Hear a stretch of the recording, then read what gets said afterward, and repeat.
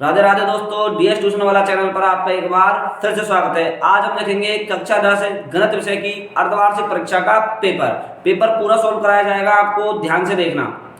तो हमारा पहला क्वेश्चन है, एक एपी दी हुई है 10 7 4 डॉट डॉट डॉट का 30वां पद क्या होगा। 30वां पद पूछ रहा है। तो हमने देखा है एपी दी हुई है। एपी में ए का मान कितना है 10, डी का मान कितना है 7 माइनस 10 बराबर माइनस 3, और हमें किसका मान दिया है, क्या पूछ रहा है हमसे, एनवा पद, मतलब 30वां पद पूछ रहा है। 30वां पद तो हम जानते हैं 30वां पद कैसे निकालते हैं, ए प्लस 29 डी, ए की जगह कितना लिखेंगे 10, 29, डी का मान कितना है माइनस 3, तो 10 29 को माइनस 3 से गुना करेंगे माइनस 87, तो कितना आया आंसर माइनस 77। तो पहले का आंसर कितना आएगा माइनस 77। ये इसका इस प्रकार सॉल्यूशन है। हमारा क्वेश्चन नंबर 2 क्या है, निम्न में से अपरिमेय संख्या है। तो हम जानते हैं अंडर रूट 2 भी एक अपरिमेय संख्या है, अंडर रूट 3 भी अपरिमेय संख्या है, और पाई भी क्या होती है, अपरिमेय संख्या होती है। तीनों ही अपरिमेय संख्या है। चौथा ऑप्शन क्या है, उपरोक्त सभी। तो इसका सही आंसर क्या होगा, उपरोक्त सभी। अगला क्वेश्चन नंबर 3 है, किसी मीनार की छाया उसकी ऊंचाई के बराबर हो तो सूर्य का उन्नयन कोण क्या होगा। माना कि ये कोई क्या है, मीनार है, ये क्या कोई मीनार है, और क्या कह रहा है, इस मीनार है, इस मीनार की जो छाया है ये दोनों क्या है बराबर में, ये एच है तो ये भी एच है। ये यहाँ पर माना कि थीटा है, थीटा के सामने ये क्या होता है, लंब होता है, और ये क्या होता है, आधार।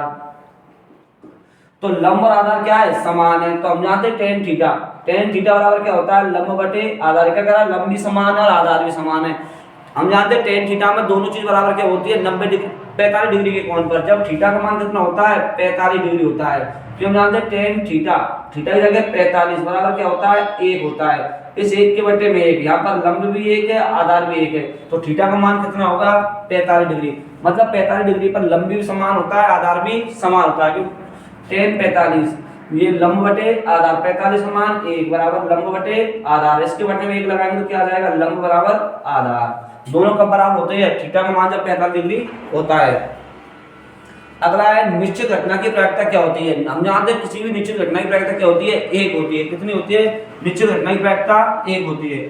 अगला है, एक बिंदु Q से एक वृत्त पर स्पर्श रेखा की लंबाई 24 सेंटीमीटर है तथा Q की केंद्र से दूरी 25 सेंटीमीटर है। हम ये भी जानते हैं त्रिज्या और स्पर्श रेखा का मध्य 90 डिग्री का कोण बनता है। त्रिज्या स्पर्श रेखा का मध्य 90 डिग्री का कोण बनता है। तो हमें यहाँ पर एक भुजा दी है 24 सेंटीमीटर और एक 25 सेंटीमीटर।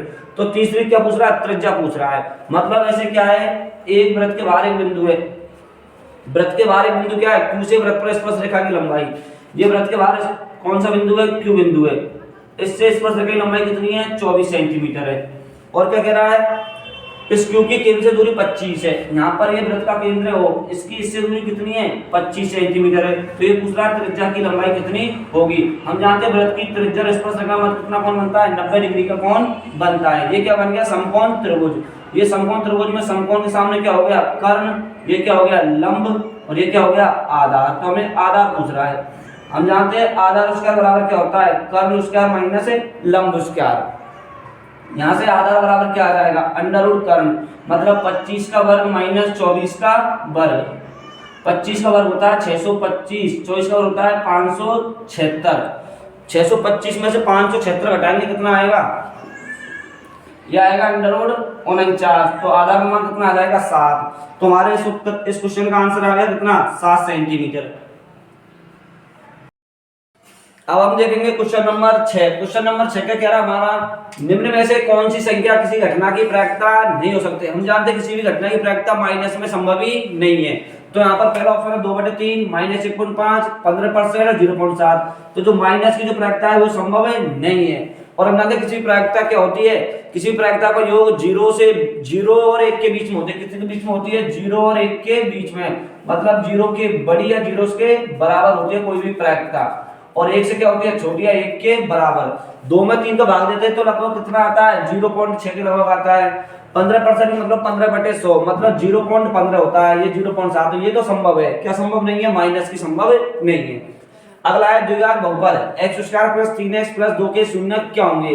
ये बहुपद वाला, इसके शून्य कैसे ज्ञात करते हैं। ये लिख रहा है x² + 3x प्लस 2। हम जानते बहुपद के शून्य ज्ञात करने के लिए इसके क्या करेंगे, फैक्टर करेंगे। इस पहली संख्या को तीसरी संख्या से गुना करेंगे, कितना आ रहा है, 2 आ रहा है। गुना करने पे कितना आ रहा है, 2 आ रहा है। और जोड़ने घटावे पे कितना आ रहा है, 3 आ रहा है। तो दो कौन कौन संख्या गुना करेंगे, गुना करने में 2 आए तो 2 और 1, तो 2 और 1, 2 को 1 से गुना करेंगे 2 और 2 को 2 में 1 जोड़ेंगे तो 3। इसके फैक्टर आ रहे हैं x² plus 2x plus x plus 2। यहाँ से कॉमन आ रहा है x, तो x प्लस 2। यहाँ से 1 कॉमन आ रहा है तो x प्लस 2।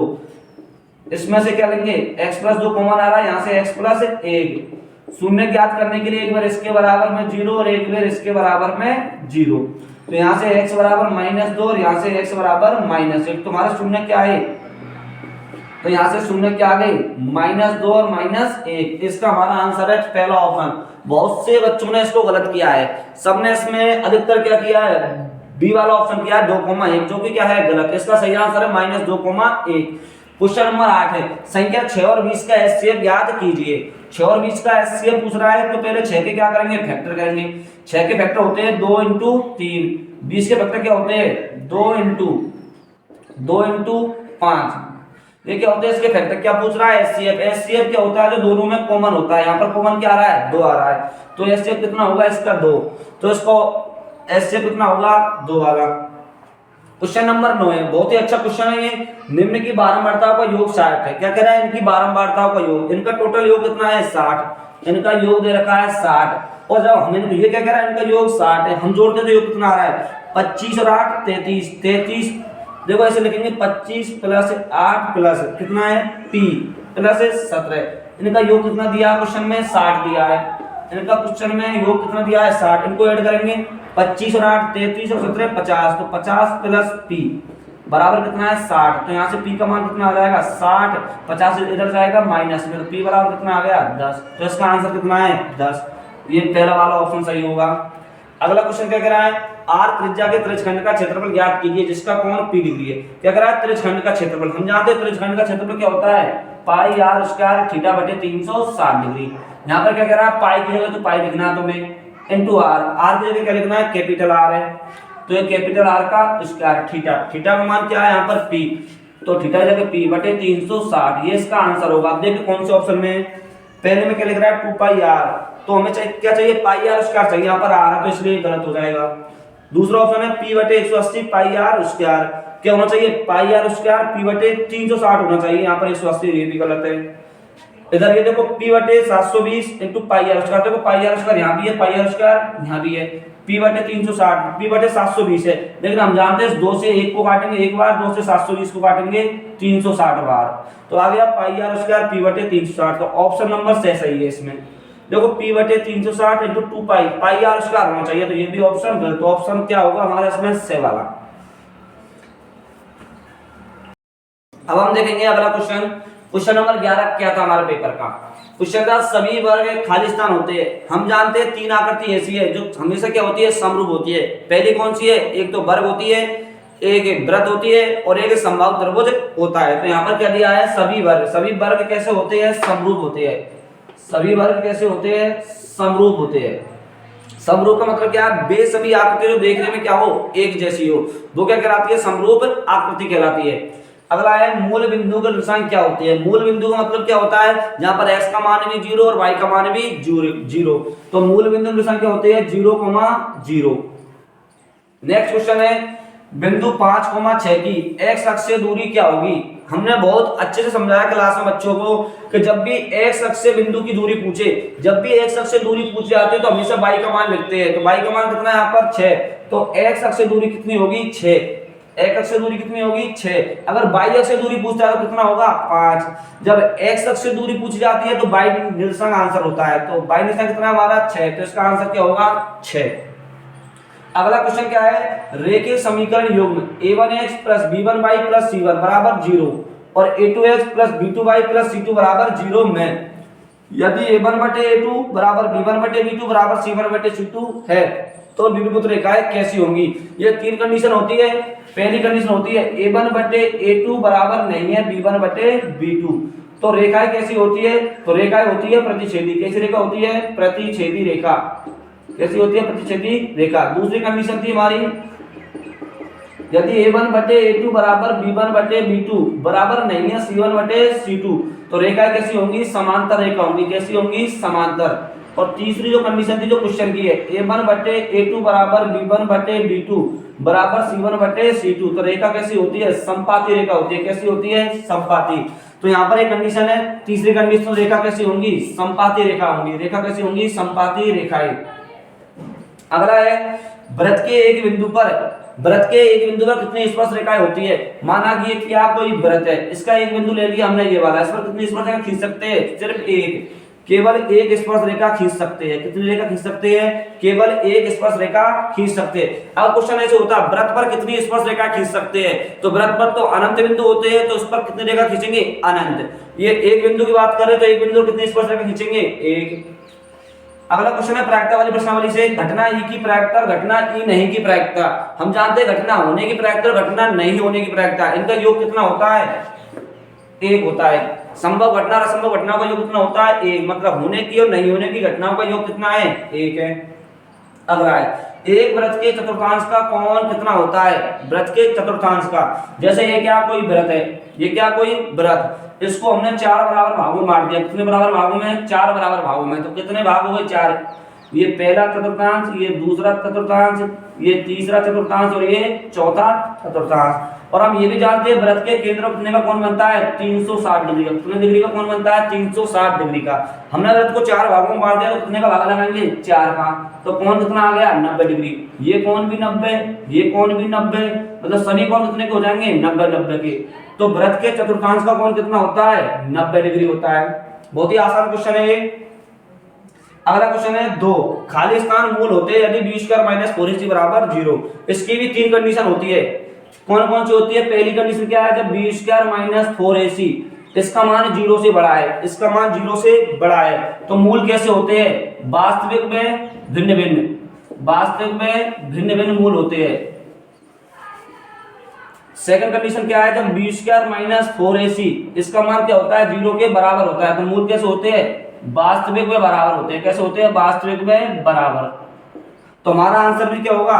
तो मूल कैसे होंगे? दो वास्तविक व बराबर, दो वास्तविक व बराबर मूल होते हैं यदि b² - 4ac बराबर 0 हो। तीसरी कंडीशन क्या है हमारी इसमें? यदि b² - 4ac इसका मान 0 से छोटा है, 0 से छोटे का मतलब कैसा है? ऋणात्मक है। कैसा है? ऋणात्मक है। तो कोई मूल नहीं होगा। क्या होगा? कोई मूल नहीं होगा। कोई मूल नहीं मतलब मूलों का अस्तित्व भी नहीं है। तो ये हमारे रिक्त स्थान वाले क्वेश्चन आए थे जो हमने बहुत ही अच्छे तरीके से सॉल्व किए। अगला क्वेश्चन है हमारा क्वेश्चन नंबर 19 क्वेश्चन है एक द्विघात बहुपद ज्ञात कीजिए जिसके शून्यकों का योग तथा गुणनफल क्रम से -3 और 2 है। क्या कह रहा है? द्विघात बहुपद ज्ञात करना है जिसके शून्यकों का योग का मतलब क्या? अल्फा प्लस बीटा बराबर कितना है? -3 है। और क्या कह रहा है? शून्यकों का गुणनफल कितना है? 2। शून्यकों का गुणनफल कितना है? 2 मतलब अल्फा इंटू बीटा कितना है? 2। तो हम जानते हैं दो चीज दी होती है, द्विघात बहुपद कैसे ज्ञात करते हैं? द्विघात बहुपद, तो द्विघात बहुपद का एक सूत्र होता है। क्या होता है? x² minus alpha plus beta into x plus alpha into beta. यहाँ पर मान लिखेंगे सूत्र में x² minus alpha plus beta का मान कितना है? -3 into x plus alpha into beta का मान कितना है? 2। x² माइनस माइनस प्लस हो जाएगा 3x प्लस 2। ये क्या हमारा इस क्वेश्चन का आंसर है। हमारा सेकंड क्वेश्चन है बिंदु Q 0,1 बिंदु P और R का मध्य बिंदु है। एक बिंदु है, एक ये PQ रेखा खंड है। क्या है? ये PQ रेखा खंड है। ये इसका मध्य बिंदु दे रखा है कौन सा? Q इसका क्या है? मध्य बिंदु है। इस Q के निशान कितने हैं? 0,1 और P के निशान कितने हैं? 5, -4 और R कितना दे रखा है? x, 6। क्वेश्चन में कह रहा है ये Q इसका क्या है? मध्य बिंदु है। अगर ये मध्य बिंदु है तो हम जानते हैं मध्य बिंदु का सूत्र क्या होता है? मध्य बिंदु सूत्र क्या होता है? x बराबर क्या होता है? x1 प्लस x2 बटे 2। क्या होता है? x बराबर x1 प्लस x2 बटे 2। यहाँ पर x का मान कितना है? 0। x का मान कितना है? 0। ये तो x1 है, ये y1 है, ये x2 है और ये y2 है, ये x है और ये y है, ये तो x है और ये y है। x का मान कितना है? यहाँ पर 0। x1 का मान कितना है? 5 प्लस x2 का मान कितना है? x बटे 2। इस सूत्र में मान लिख दिया, इसके बटे में एक लगाकर बदलना करेंगे, 5 प्लस x को 1 से गुणा करेंगे तो 5 प्लस x, और 0 को 2 से गुणा करेंगे 0, तो यहाँ से x का मान कितना आ जाएगा -5। x का मान कितना आ रहा है -5। ये क्या हमारा इस क्वेश्चन का आंसर है। अगला क्वेश्चन है, बिंदु k, 2 तथा 3, 4 के बीच की दूरी 8 है। दो बिंदु दे रखे हैं, इनके बीच की दूरी कितनी दे रखी है 8। इसको x1, इसको y1, इसको x2, इसको y2। हम जानते हैं बीच की दूरी, दूरी का सूत्र क्या होता है, दूरी बराबर क्या होता है अंडर x2 माइनस x1 का whole square plus y2 minus y1 का होल स्क्वायर। दूरी कितनी दी हुई है हमारे पास, बीच की दूरी क्वेश्चन में दी है √8। यहाँ पर सूत्र में मान लिखेंगे x2 का मान कितना है 3 माइनस x1 का मान कितना है k, इसका होल स्क्वायर प्लस y2 का मान कितना है 4 माइनस y1 का मान कितना है 2, इसका होल स्क्वायर। देखो दोनों तरफ क्या आ रहे हैं, वर्गमूल आ रहे हैं, अंडर रूट आ रहे हैं, तो क्या कर देंगे इसका वर्ग कर देंगे, तो वर्ग करने पर अंडर रूट हट जाएंगे। इधर क्या बचेगा 8, इधर वर्ग करेंगे तो अंडर रूट हट जाएगा, ये क्या बचेगा 3 माइनस k मतलब क्या बन रहा है a माइनस b का होल स्क्वायर बन रहा है। इसको क्या खोलेंगे, a माइनस b का होल स्क्वायर होता है क्या, a माइनस b का होल स्क्वायर क्या होता है a square minus 2ab plus b square.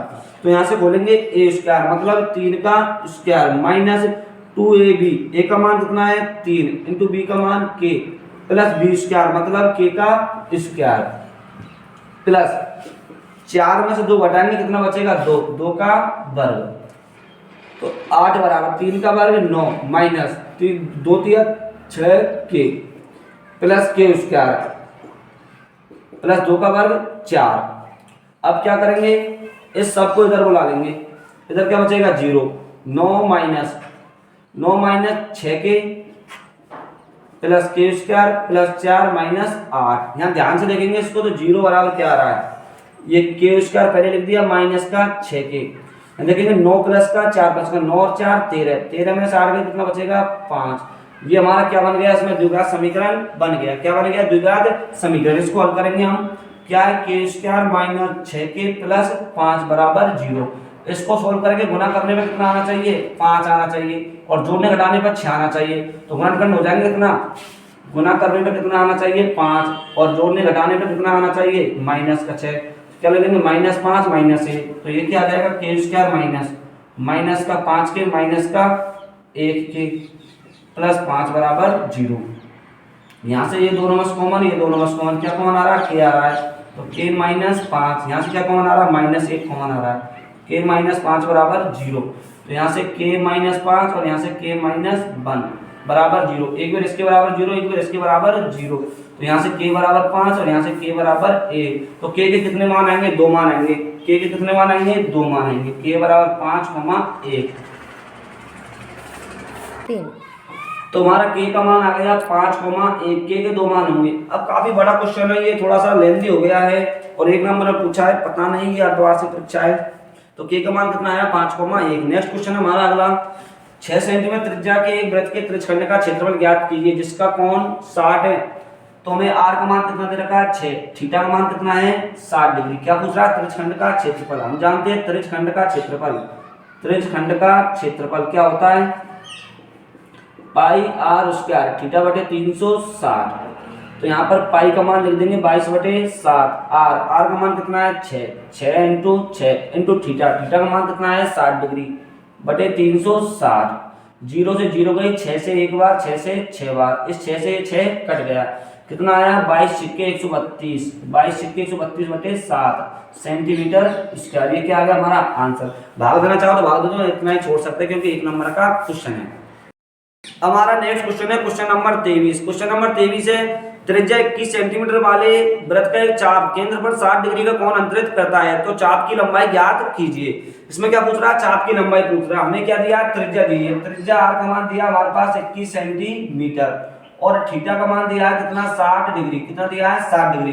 क्या पूछ रहा है चाप की लंबाई, क्या पूछ रहा है चाप की लंबाई। तो चाप की लंबाई का सूत्र होता है, क्या होता है 2 पाई r थीटा बटे 360। सूत्र में मान लिख देंगे 2 इंटू पाई का मान होता है 22/7 इंटू r, r का मान कितना है 21, थीटा का मान कितना है 60 बटे 360। इस 0 से 0 कैंसिल, 6 से एक बार, 6 से 6 बार, ये 7 से एक बार, ये 7 से 3 बार, ये 3 से एक बार, ये 3 से 2 बार, ये 2 से एक बार, ये 2 से एक बार। तो हमारे पास चाप की लंबाई देखो क्या बच रहा है, सिर्फ 22 बच रहा है। तो चाप की लंबाई क्या आ गई 22 सेंटीमीटर। ये क्या आ गया हमारा आंसर आ गया। अगला क्वेश्चन है हमारा क्वेश्चन नंबर 23। क्या कह रहा है त्रिज्या 21 सेंटीमीटर, ये 23 ही किया अभी हमने। अगला क्वेश्चन है क्वेश्चन नंबर 24।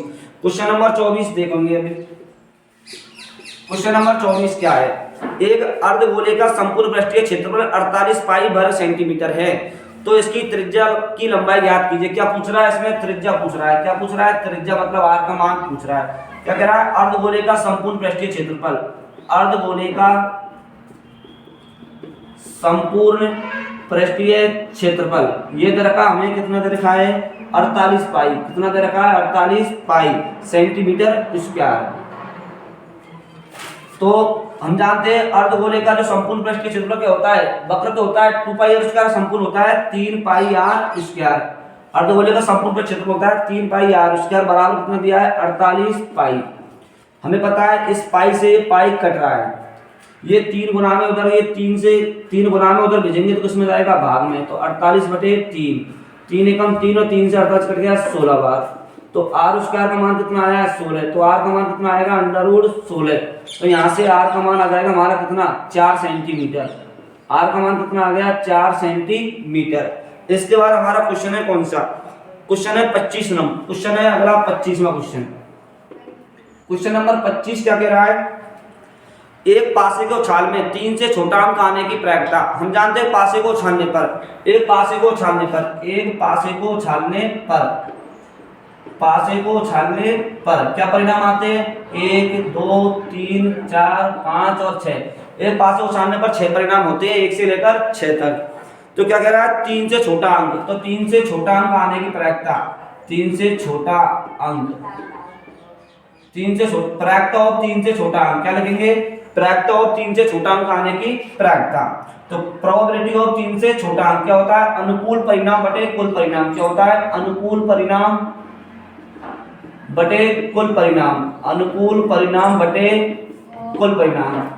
तो प्रवृत्ता अनुकूल परिणाम क्या कर रहा है 3 से छोटा अंक, 3 से छोटा अंक एक, तो 1 और 1 कितना है 2। तो 3 से छोटे अंक कितने हैं 2।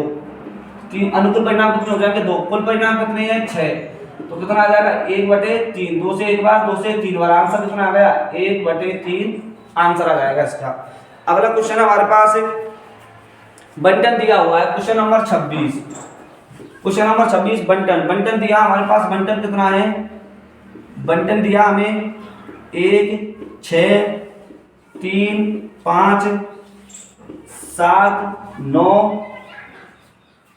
11 4 9, 1 6 3 5 7 9 11 4 9। क्या पूछ रहा है इसका माध्यक पूछ रहा है। क्या पूछ रहा है इसका माध्यक। माध्यक ज्ञात करने के लिए सबसे पहले इस बंटन को आरोही क्रम में जमाएंगे। कौन से, या तो आरोही क्रम में जमाओ या फिर अवरोही क्रम में जमाओ। तो हम कौन से क्रम में जमा रहे हैं इसको, आरोही क्रम में जमा रहे हैं। कौन से क्रम में, आरोही क्रम में।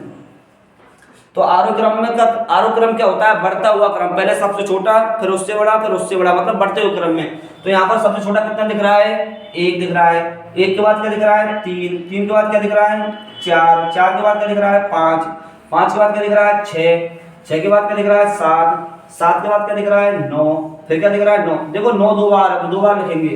फिर क्या दिख रहा है 11, 1 2 3 4 5 6 7 8 9। ये टोटल कितने हैं, टोटल कितने 9 है। तो देखो 1 2 3 4, 4 इधर से छोड़ दो, 4 इधर से छोड़ दो, तो हमारा बीच वाला जो आंसर, आंसर कितना आ गया हमारा 6। आंसर कितना आ गया डायरेक्टली 6। एक तरीका तो ये है माध्यक ज्ञात करने का, एक तरीका तो क्या है ये है, माध्यक बराबर कितना आ गया हमारा 6। एक दूसरा तरीका होता है, क्या होता है दूसरा तरीका, दूसरा तरीका होता है जो माध्यक होता है, क्या होता है जो माध्यक होता है वो क्या होता है n+1/2 पद, n+1/2 पद होता है, वो क्या होता है माध्यक। यहाँ पर n का मान कितनी संख्या है 1 2 3 4 5 6 7 8 9। तो n का मान कितना है 9, तो 9 + 1/2, 9 और 1 10, 10/2 बराबर 5। मतलब कौन सा पद, माध्यक कौन सा पद होगा, माध्यक होगा हमारा 5वां पद। कौन सा पद, 5वां पद। यहाँ पर 5वां पद कौन सा है 1 2 3 4 5, पांचवा पद भी कौन सा है 6, पांचवा पद भी कौन सा है 6, तो आंसर कितना हमारा 6। दोनों तरीके बहुत ही शानदार तरीके हैं, जहां पर ये तरीका फेल होता है वहां पर ये हमारा राममान है। ये राममान कभी भी खाली नहीं जाएगा, इससे आप बहुत ही बढ़िया प्रकार से कठिन क्वेश्चन को माध्य ज्ञात करने का कर सकते हो। अब हम देखेंगे नेक्स्ट क्वेश्चन।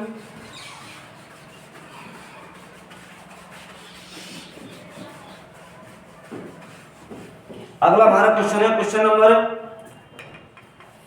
27। क्वेश्चन नंबर 27 क्या है, एक ठोस गोले का व्यास 6 सेंटीमीटर है, तो गोले का आयतन पाई के पदों में ज्ञात कीजिए। मतलब गोले का क्या दे रखा है, व्यास दे रखा है, व्यास कितना दे रखा है हमें 6 सेंटीमीटर, व्यास कितना है 6, तो त्रिज्या क्या होगी 6/2, मतलब 6 की आधी कितनी 3 सेंटीमीटर। क्या पूछ रहा, गोले का आयतन पूछ रहा है, क्या पूछ रहा, गोले का आयतन, गोले का आयतन, और वो भी किसमें पाई के पदों में। हम जानते हैं गोले का आयतन क्या होता है 4/3 पाई r क्यूब, तो 4/3 और क्या कह रहा है पाई के पदों में ज्ञात की, तो पाई की जगह पाई इंटू r, r का मान कितना है 3, मतलब 3 का क्यूब। अब 3 का क्यूब मतलब 3 को 3 बार लिखेंगे गुना करके, ये लिख दिया, इस 3 से ये वाला 3 कट गया, तो देखो 4 को गुना करेंगे 3 से 4 दिया 12, 12 थी 36, तो आंसर कितना आ रहा है हमारा 36 पाई। अभी आयतन है तो किसमें आएगा सेंटीमीटर क्यूब में, आयतन किसमें आएगा सेंटीमीटर क्यूब में, मतलब 36 पाई सेंटीमीटर क्यूब। हमारा अगला क्वेश्चन है 28वां, क्वेश्चन नंबर 28। क्वेश्चन नंबर 28 क्या कह रहा है, पद दे रखे, ये पद दे रखे हमें, पद क्या दे रखे हैं 5 6 7 9 के और 20 का समांतर माध्य 11। क्या कह रहा है समांतर माध्य, कौन सा माध्य, समांतर माध्य कितना दे रखा है 11 है, समांतर माध्य क्या है 11, तो क्या कह रहा है k का मान ज्ञात कीजिए। हम जानते हैं माध्य क्या होता है, प्रेक्षणों का योग बटे प्रेक्षणों की संख्या, या फिर आंकड़ों का योग बटे आंकड़ों की संख्या। तो माध्य का समांतर माध्य का सूत्र क्या है, प्रेक्षणों का योग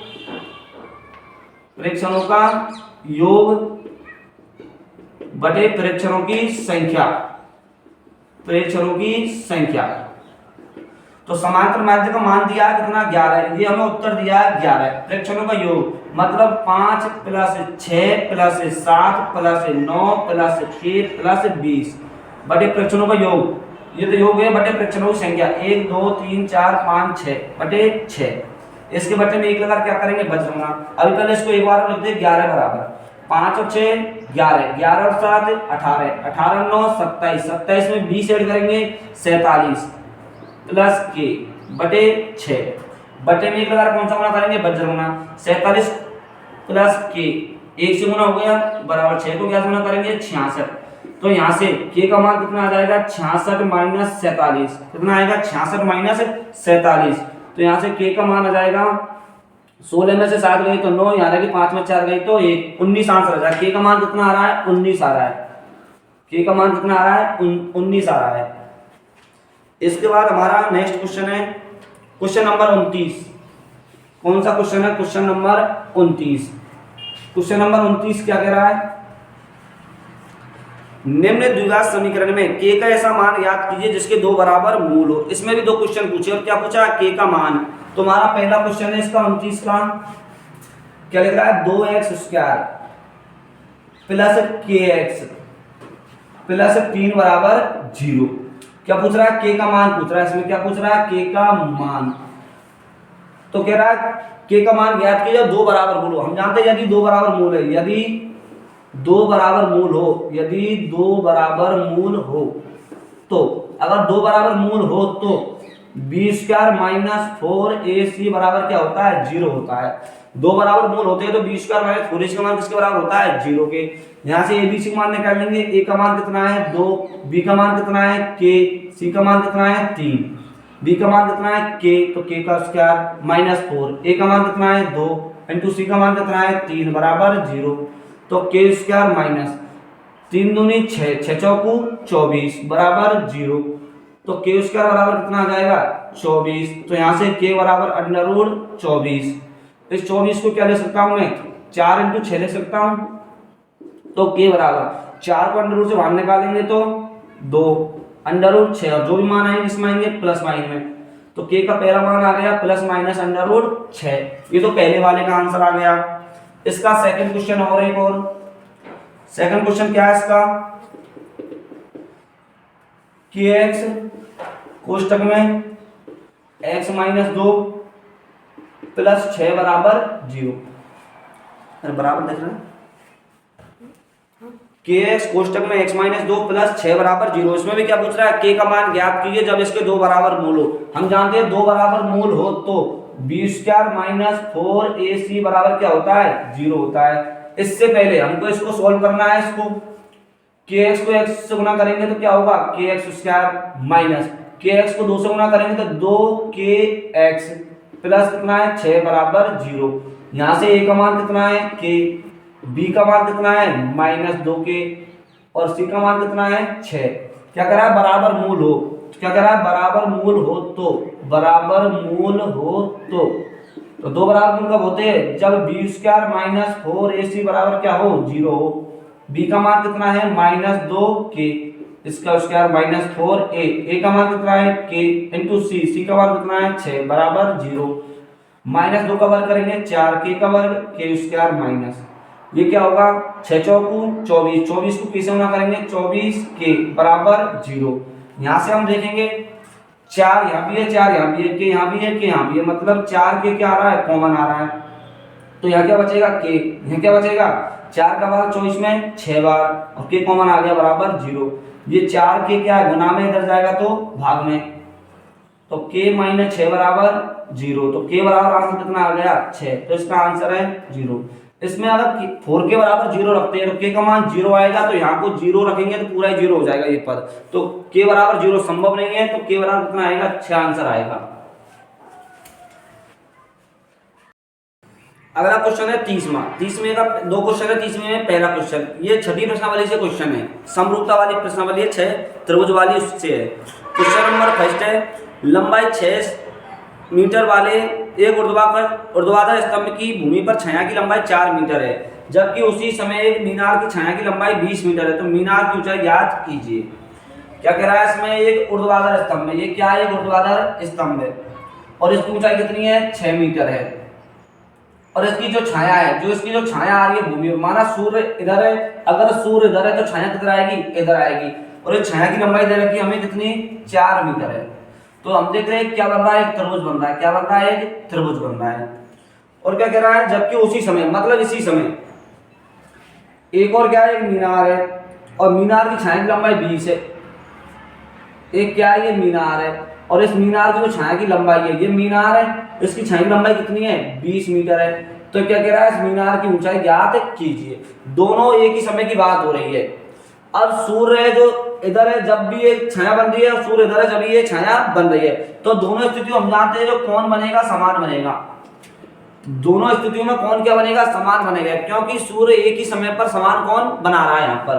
तो इसको त्रिभुज बन गया ये ABC, ये त्रिभुज बन गया PQR, और हमें पता है ये मीनार होती है जो ऊर्ध्वाधर होती है 90 डिग्री के कोण पर होती है, ये भी 90 डिग्री के कोण पर। हम क्या करेंगे, इस त्रिभुज को और इस त्रिभुज को क्या करेंगे, समरूप सिद्ध करेंगे।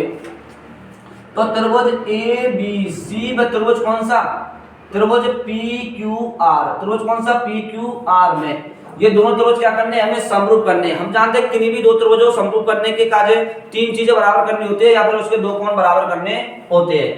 हमें पता है इस त्रिभुज में, इस वाले त्रिभुज में ये कोण A किसके बराबर है, कोण P के। क्यों बराबर है, ये भी थीटा है, ये भी थीटा है, क्योंकि एक ही समय बने कौन है, एक ही समय बने उन्नयन कोण, एक ही समय बने कौन से कोण है, ये उन्नयन कोण है। और हम जानते हैं एक ही समय बनने उन्नयन कोण कैसे होते हैं, बराबर होते हैं। और ये कोण B किसके बराबर है, कोण Q के। क्यों बराबर है, क्योंकि दोनों कितने डिग्री के, 90 डिग्री के।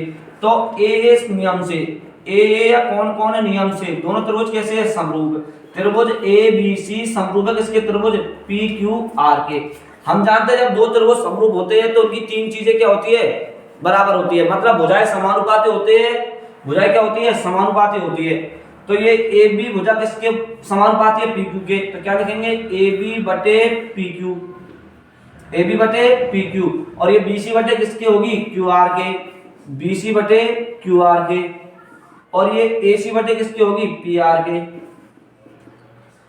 तो हमें ये भुजा दे रखी है, ये दे रखी है, ये दे रखी है, ये पूछ रही है, तो हमें इससे कोई मतलब नहीं है, हमारा काम ये दो से चलेगा। यहाँ पर ए बी का मान कितना है 4, पी क्यू का मान कितना है 20, बी सी का मान कितना है 6, क्यू आर का मान कितना है, क्यू आर तो पूछ रहा है, ये क्या मानी हमने एच। तो यहाँ से कौन सा गुना करेंगे, बस गुना, 4 को एच से गुना करेंगे कितना आएगा 4h, 6 को 20 से गुना करेंगे 20 के 120, तो h बराबर 120 बटे 4, 4 से एक बार, 4 से 30 बार, तो h का मान कितना आ गया 30, h का मान कितना आ गया 30 मीटर, तो h बराबर आ गई हमारी 30 मीटर, ये क्या हमारा आंसर है। इसके बाद हम इसका सेकंड वाला क्वेश्चन करते हैं।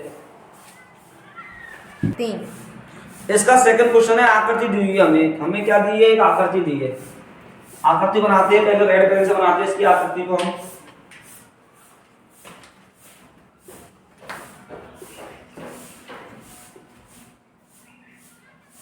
आकृति दी है, त्रिभुज दे रखा है, ये पी क्यू आर, त्रिभुज कौन सा, पी क्यू आर, उसमें यहां से एक ये ऐसे आकृति हमें दी हुई है, ऐसी आकृति दी है, और उसमें यहाँ पर एक और आकृति बन रही है, ये इसका नाम है डी ई एफ। अब हमें क्वेश्चन में क्या दिया है, आकृति दिया है डी ई समांतर, क्या लिखेंगे, दिया है, हमें क्या दिया है, डी ई समांतर ओ क्यू, डी समांतर ओ क्यू, और क्या दिया है, डी एफ समांतर, डी एफ किसके समांतर है, ओ आर के, और हमें सिद्ध करना है, मतलब कह रहा है दर्शाइए, मतलब सिद्ध करना है, सिद्ध क्या करना है इसमें, ई एफ समांतर है क्यू आर के, ये ई एफ समांतर किसके है, क्यू आर के। देखो दिया क्या है, डी ई समांतर ओ आर, ये डी ई, ये डी ई किसके समांतर है, डी समांतर है ओ क्यू के, ये भुजा क्या दोनों समांतर है, और डी एफ समांतर है ओ आर के, ये डी एफ किसके समांतर है, ओ आर के। तो हमें सिद्ध करना है ये भुजा क्यू आर के समांतर है। तो सबसे पहले क्वेश्चन में क्या लिखते हैं, दिया है, फिर क्या लिखते हैं, सिद्ध करना है, ये हमने लिख दिए। अब हम इसको हल करते हैं, हल कैसे करते हैं, क्या लिखते हैं, उपपत्ति, क्या लिखते हैं, उपपत्ति। अब देखो ये भुजा इसके समांतर कब होगी, जब मैं इस भुजा का अनुपात और इस भुजा का अनुपात दोनों बराबर आ जाए, तो हम कह सकते हैं फिर में 6.2 के विलोम से ये क्या होगी, समांतर होगी। उसके लिए हमें पहले क्या करना है, ये भुजा दी है डी समांतर होगी, ये डी समांतर किसके है, ओ क्यू के, कौन से त्रिभुज में, त्रिभुज पी ओ क्यू में, क्या लिखेंगे उपपत्ति में, त्रिभुज पी ओ क्यू में, त्रिभुज पी ओ क्यू में क्या दे रखा है, डी समांतर किसके है, ओ क्यू के, डी क्यू समांतर है ओ क्यू के, ये क्या हमें दिया है। जब ये भुजा इसके समांतर तो हम क्या ले सकते हैं, पी ई बटे ई क्यू, क्या ले सकते हैं, पी ई बटे ई क्यू बराबर है किसके, पी डी बटे ओ डी के, पी डी बटे ओ डी के, ये बराबर ऐसा क्यों लिख सकते हैं, परिमेय 6.1 से, किससे लिख सकते हैं, परिमेय 6.1 से, या आधारभूत समानुपातिकता प्रमेय से, इसको नाम देंगे समीकरण नंबर 1। इसी प्रकार क्या दिया है, डी एफ समांतर ओ है, ये डी एफ समांतर है किसके, ओ आर के, ये कौन सा त्रिभुज है, पी ओ आर में। अब लिखेंगे त्रिभुज पी ओ आर में, त्रिभुज पी ओ आर में ये भुजा इसके समांतर, तो हम क्या ले सकते हैं, पी एफ बटे एफ आर, क्या इसमें क्या दिया है, डी एफ समांतर है ओ आर के, ये क्या हमें दिया है।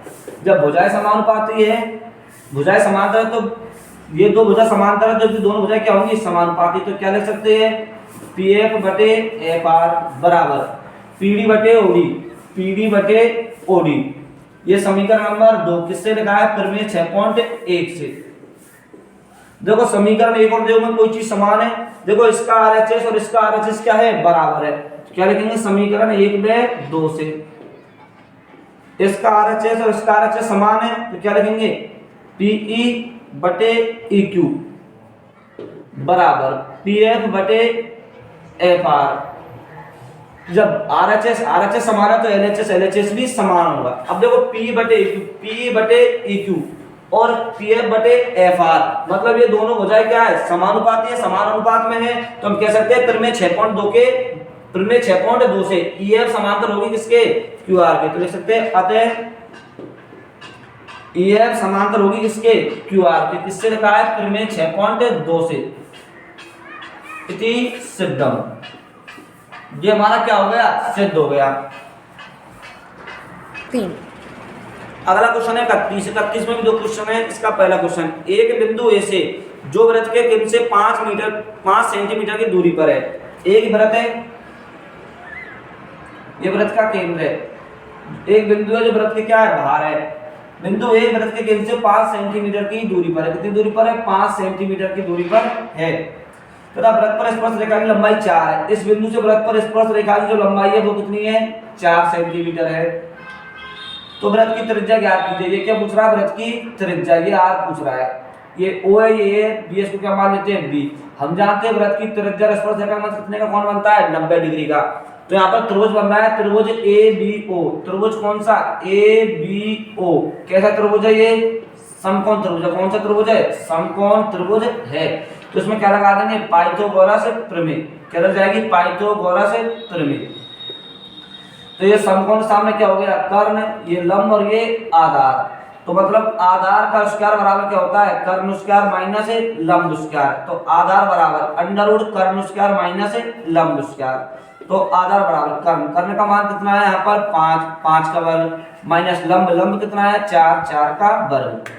5 का वर्ग 25, 4 का वर्ग 16। 25 में 16 घटाएंगे कितना बचेगा, 9। तो आधार का मान कितना आ गया, 3। मतलब हमारी जो त्रिज्या है वो कितनी आ गई, 3 आ गई। त्रिज्या कितनी आ गई, 3। ये क्या हमारा आंसर। अगला क्वेश्चन हमारा, सिद्ध कीजिए कि वृत्त के परिगत बनी चतुर्भुज की आमने सामने की भुजाएं केंद्र पर समपूरक बनाती है। ये क्वेश्चन भी 10वीं प्रश्नावली का है। अगला क्वेश्चन भी 10वीं प्रश्नावली का है। बहुत ही अच्छी प्रश्नावली है ये। इसको मिटा देते हैं पहले।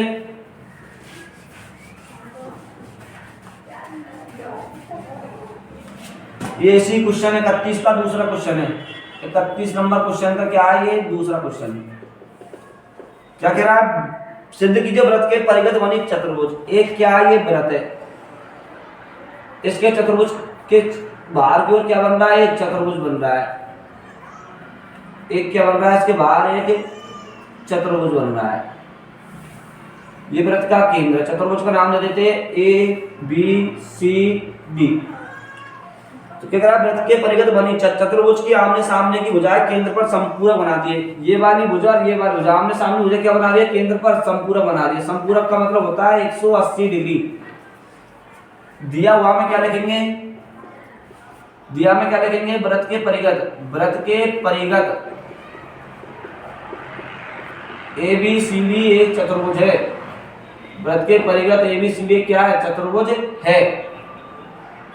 और सिद्ध क्या करना है, इसमें सिद्ध करना है। इसको नाम दे देते हैं, मतलब केंद्र O, कोण AOB।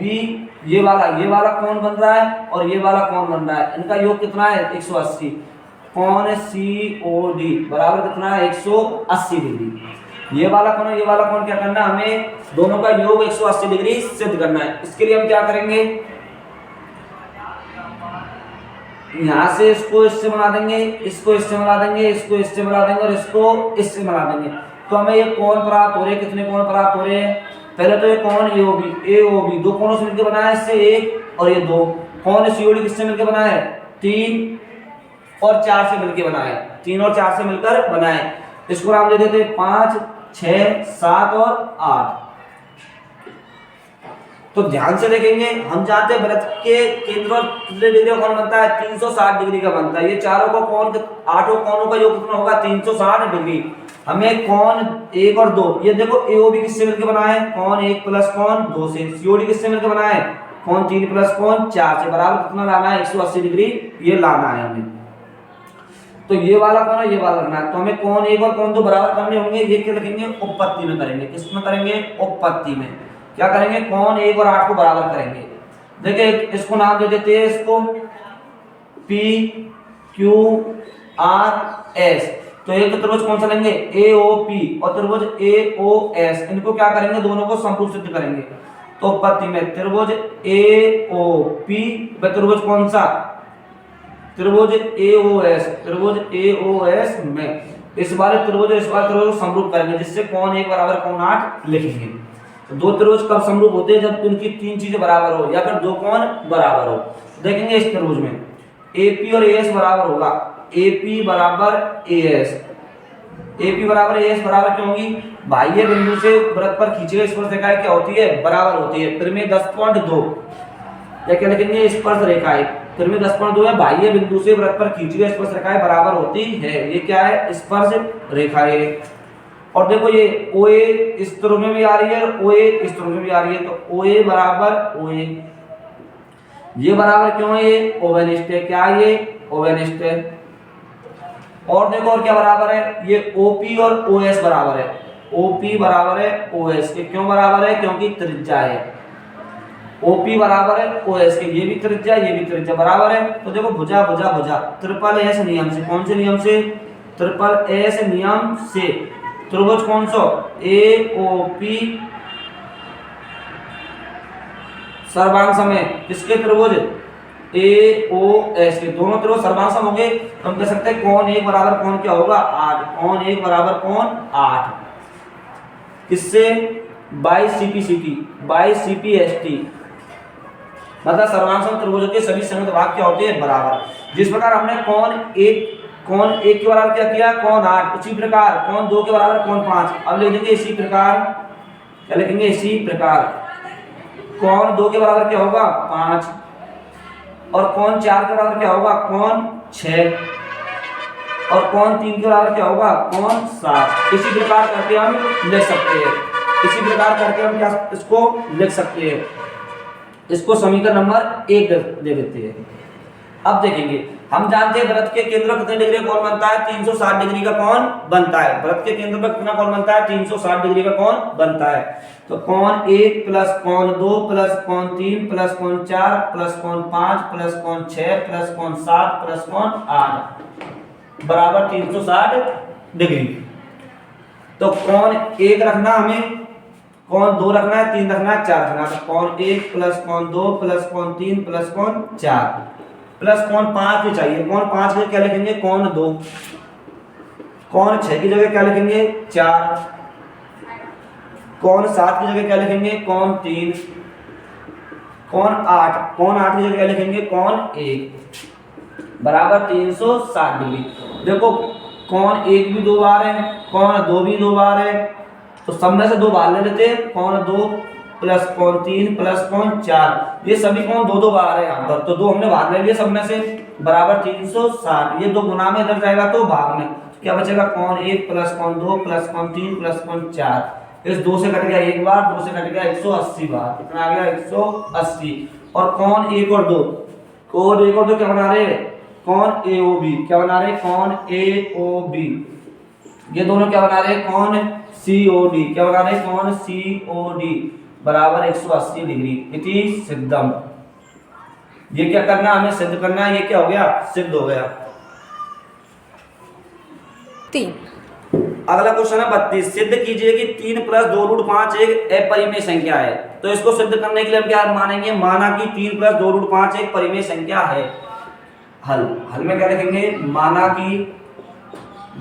कि 3 प्लस 2 रूट 5, 3 प्लस 2 रूट 5 एक परिमेय संख्या है। एक परिमेय संख्या है। एक परिमेय संख्या है। अगर ये परिमेय संख्या है, ये परिमेय संख्या तो किसके बराबर में होगी? P/Q के बराबर में होगी। क्या लिखेंगे? 3 प्लस 2 रूट 5 बराबर P/Q।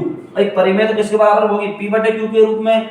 जहां P/Q क्या है? P/Q ये क्या है? पूर्णांक है।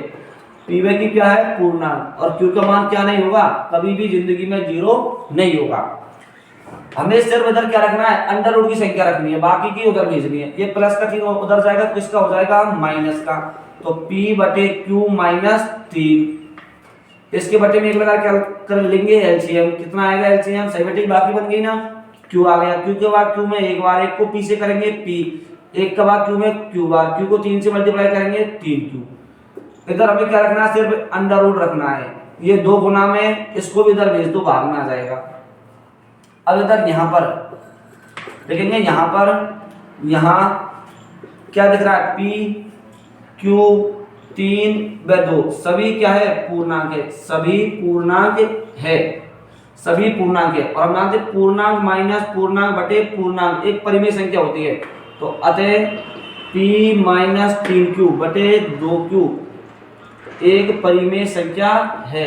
एक परिमेय संख्या है। अगर ये परिमेय संख्या तो ये भी परिमेय संख्या होगी। क्यों होगी? ये परिमेय तो ये परिमेय होगी। क्यों? क्योंकि दोनों बराबर में हैं। लिख सकते हैं अतः √5 भी एक परिमेय संख्या होगी।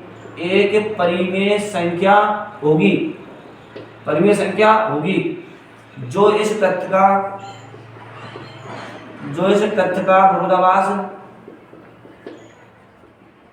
विरोधाभास प्रकट होता है कि √5 एक अपरिमेय संख्या है। √5 एक अपरिमेय संख्या है। क्यों? हम जानते हैं √5 क्या होते हैं? अपरिमेय संख्या होती है। जो इस पे क्या हो रहा है? विरोधाभास प्रकट हो रहा है। कैसे? √5 एक परिमेय संख्या है। जो हमारी गलत कल्पना से प्राप्त हुआ, जो हमारी गलत कल्पना से प्राप्त हुआ। हमने गलत ही तो माना था, ऊपर माना कि यह एक परिमेय संख्या इससे प्राप्त हुआ। अतः निष्कर्ष निकलता है कि क्वेश्चन की लें 3 + 2√5 3 + 2√5 एक अपरिमेय संख्या है। एक अपरिमेय संख्या है। जब √5 एक परिमेय तो पूरी संख्या भी क्या होगी? अपरिमेय संख्या होगी। Hence proved. 3 क्वेश्चन नंबर 33 है। बहुपद दे रखा है। एक बहुपद है हमारे पास। बहुपद px बराबर क्या दे रखा है? 3x² माइनस x - 4 के शून्य ज्ञात करने। क्या ज्ञात करने? इसमें शून्य ज्ञात करने। शून्य मतलब x के 2 मान ज्ञात करने हैं। तो क्या करेंगे? हम इसके गुणनखंड करेंगे। पहली संख्या गुणा करेंगे तीसरी संख्या। तो गुणा करने में कितना आ रहा है? 3 को -4 से गुणा करेंगे कितना आ रहा है? -12। और जोड़ने घटाने में कितना आना चाहिए? -1। कितना आना चाहिए? -1। तो ऐसी दो संख्या बताओ जिन्हें गुणा करने पर कितना आता हो? 12। तो 4 तिया 12 क्या होगा? 4 तिया 12। लेकिन माइनस का 1 बचना चाहिए। माइनस का 1 कब बचेगा? जब बड़ी संख्या माइनस की, छोटी संख्या प्लस की। और -4 को +3 से गुणा करेंगे -12। ये हमारा प्रकार हो गया। तो क्या लिखेंगे इसको?